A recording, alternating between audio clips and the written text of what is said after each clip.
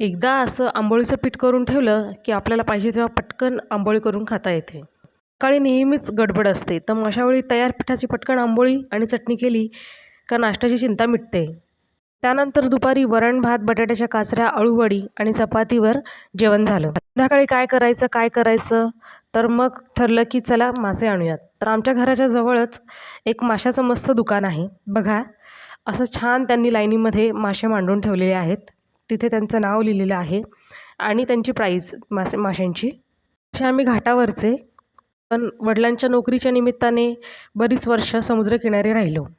त्यामुळे मासे खायची आवड निर्माण झाली. पण त्यातही अगदी मोजकेच मासे खाल्ले जातात. पापलेट, सुरमई, कोळंबी. पण लग्न झाल्यानंतर सासूबाईंमुळे खेकडे खायची सवय झाली. त्या एक छोटी कोळंबी करत असतात, तिचं नाव मला माहिती नाही आहे. जे कोकणी माझा व्हिडिओ बघतायत त्यांनी मला नक्की सांगा कमेंटमध्ये की तिचं नाव काय आहे. तिची अशी सुकी भाजी नाहीतर मग भातामध्ये टाकून असं बिर्याणीसारखं किंवा पुलाव केला तरी छान लागते. त्यानंतर बोंबील, वाम हेही छान वाटतात खायला. एकदा गोव्याला गेल्यावर माकुळ खाल्लेलं. माकुळचे असे त्यांनी फ्राय केलेले कुरकुरीत खूपच छान लागत होते. मी म्हटलं की एकदा माकुळचे आपण छान असे फ्राय भजी टाईप करूयात, तर घरच्यांना काही आवडलं नाही. मासे खाणे ही कला आहे. एकदा माझ्या मावशीने मला राणी मासा करून दिलेला. त्या माशात इतके भयंकर काटे होते, मी तो खाल्लाच नाही.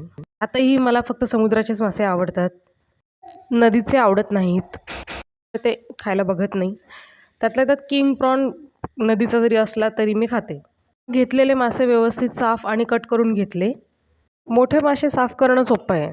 छोट्या कोळंब्या किंवा छोटे मासे जे आहेत ते अक्षरशः ना जीव मिठाकुटीस आणतात. मागच्या आठवड्यामध्ये आमच्याकडे गुलाबी रंगाच्या त्या मध्यम आकाराच्या कोळंब्या आणलेल्या.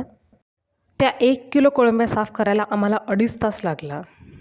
त्यानंतर अशा प्रकारे माशांची खरेदी झाल्यावर आम्ही घरी जायला निघालो. त्यावेळी वाटेमध्ये हे मस्त फुलांचं दुकान होतं, नंतर फळांचं दुकान होतं. घरी आल्यावर व्यवस्थित मासे धुतल्यानंतर हे असे मी परतायला ठेवले. तर असा गेला माझा आजचा दिवस. तुम्हाला जर माझा व्लॉग आवडला असेल तर माझा चॅनल सबस्क्राईब करा आणि शेअर करा.